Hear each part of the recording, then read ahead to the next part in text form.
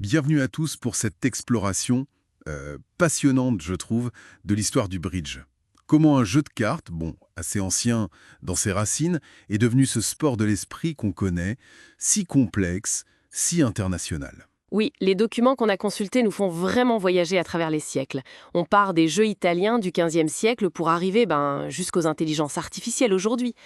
Notre but, c'est de comprendre les étapes clés et surtout qu'est-ce qui a fait que certaines règles ont tout changé. Alors, on est parti. Un voyage qui va nous mener de l'Italie et la Renaissance au cercle diplomatique d'Istanbul et même sur des paquebots de luxe. C'est assez fou comme parcours. Bon, pour commencer, les sources sont claires. Les origines sont lointaines. On a le tarot, déjà au XVe siècle en Italie, qui introduit cette notion fondamentale, l'atout. C'est ça, et puis un peu plus tard, vers 1500, on voit apparaître des jeux plus simples appelés les triomphes. Là, l'idée, c'est qu'une couleur est désignée au hasard comme atout. C'est un premier pas. D'accord. Et ensuite, ça voyage. Exactement, ça arrive en Angleterre et là ça donne naissance au whist au début du XVIIe siècle. Au départ, c'était pas un jeu très prestigieux, disons. Ah bon? Non, mais il gagne en popularité. Et surtout, il se structure grâce à Edmund Hoyle et son fameux traité de 1742. Ce qui est important là, c'est que ces règles standardisées, ça a permis au whist de dépasser les frontières et de devenir une sorte de référence internationale. Il traverse la Manche, il arrive en Europe. C'est intéressant ça, le rôle de la standardisation. Mais au whist, qui je comprends bien, l'atout était toujours fixé au hasard, c'est ça? Le gros changement, c'est quand on a pu choisir. Précisément. On avance un peu vers 1780 et là on a le jeu de Boston. Il s'inspire peut-être de jeux espagnols comme l'ombre, qui avaient déjà des sortes d'enchères. Ah oui, voilà. Oui, et donc Boston a introduit un tour de parole où les joueurs peuvent proposer et choisir la couleur d'atout. C'est une première étape vers plus de stratégie, clairement. Après ça, les choses s'accélèrent. Les enchères deviennent plus complexes, on voit apparaître la hiérarchie des couleurs, le sans-atout. Et le fameux mort, ça c'est une idée française, non? Tiré du whist à 3 joueurs, où un des partenaires étale ses cartes sur la table. Ça a dû changer complètement la dynamique du jeu, ça, non? Ah mais complètement. Le fait de voir un jeu entier, ça transforme le bridge. Ça devient un jeu de planification, de communication entre partenaires. C'est plus juste jouer ses cartes chacun dans son coin. D'accord. Donc toutes ces idées circulent. Elles circulent, oui, et d'après les sources, elles semblent converger, notamment en Russie, avec un jeu au nom évocateur, le Yeralash, qui veut dire pêle-mêle. Pêle-mêle, d'accord. Et surtout à Constantinople, l'actuel Istanbul, vers 1870. C'est un lieu très cosmopolite à l'époque, avec beaucoup de diplomates. Et là, on assemble un peu toutes ces pièces. Le choix de l'atout, des enchères, le mort.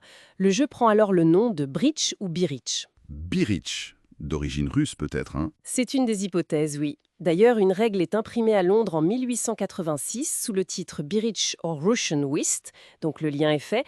Et puis bon, le nom va s'angliciser tout simplement en bridge. Et l'évolution continue. L'étape suivante décrite, c'est l'auction bridge, le bridge aux enchères, vers 1904. Là, les enchères deviennent vraiment centrales. Tout à fait. Elle détermine non seulement l'atout, mais aussi, et c'est ça la nouveauté, quel camp va jouer et surtout quel contrat il s'engage à réaliser, combien de levées il promet de faire. D'où le terme auction, enchère. Ça ajoute une dimension compétitive très forte. Et on arrive au moment décisif, j'ai l'impression. 1925. Exactement, 1925, le nom à retenir c'est Harold Stirling Vanderbilt. Apparemment, ça se passe lors d'une croisière sur le paquebot Finland. C'est assez chic. Et là, il formalise ce qui va devenir le contract bridge, le bridge contrat. Qu'est-ce qu'il apporte exactement? Alors il intègre plusieurs choses clés. D'abord, l'idée du plafond, qui existait déjà un peu en France. Seules les levées qu'on a demandées dans le contrat comptent pour gagner la manche. Ça rend les enchères beaucoup plus importantes. Il faut être précis. D'accord, ça change l'incitation énormément. Ensuite, il intègre la notion de vulnérabilité. L'histoire dit que c'est une passagère qui lui aurait suggéré l'idée. Ça ajoute des enjeux différents selon qu'on a déjà gagné une manche ou pas. Les points marqués ou perdus sont plus importants. Malin. Oui, ça ajoute du piment. Et enfin, il met au point un système de marque, de score qui est plus complexe, mais aussi plus stratégique, qui récompense sa prise de risque calculée. Et c'est vraiment cette version, le contract bridge, qui va s'imposer partout dans le monde. Et après Vanderbilt, il y a eu des figures importantes pour le populariser, j'imagine. Absolument. Il faut parler d'Ely Culberton. C'était un personnage, un vrai showman. Dans les années 30, il publie son Blue Book, il développe ses propres systèmes d'enchères, il organise des matchs défis très médiatisés. Il a vraiment fait connaître le bridge au grand public. Il a créé le buzz en quelque sorte. C'est un peu ça, oui. Et puis, un peu plus tard après la guerre, ce sont les systèmes d'évaluation des mains qui vont se standardiser. D'abord avec Milton Wark et puis surtout avec Charles Goren. L'idée des points d'honneur pour évaluer la force d'une main, ça simplifie l'apprentissage et ça devient la base de l'enseignement du bridge moderne. Et nous voilà arrivés quasiment à aujourd'hui. Oui, aujourd'hui, le bridge, c'est un phénomène mondial. Les sources le montrent bien. On a la Fédération mondiale de bridge, la WBF, créée dès 1932, la Fédération française en 1933. On a des joueurs légendaires comme Belladonna en Italie ou le duo Mextrot-Rodwell aux États-Unis. Et même des personnalités connues qui sont passionnées, comme Bill Gates ou Warren Buffett, c'est ça? Tout à fait. Et puis, il y a les grandes compétitions, comme la Bermuda Bowl. Le bridge est même reconnu par le Comité international olympique comme un sport de l'esprit. Sa complexité est telle, notamment à cause de l'information incomplète et de la communication entre partenaires, que même les intelligences artificielles ont eu du mal. Ce n'est que très récemment qu'elles ont réussi à battre les meilleurs champions humains. C'est fascinant.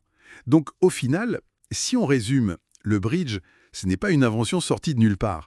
C'est vraiment le fruit d'une très longue maturation, avec des emprunts entre une culture, des innovations successives, des ajustements de règles sur des siècles. Oui, et ce que je trouve particulièrement intéressant, c'est de voir comment un petit changement de règle, introduire le choix de l'atout, ajouter le mort, modifier le système de score, inventer la vulnérabilité, a pu transformer si profondément la stratégie et la nature même du jeu. Hmm. Et ça soulève une question, je trouve.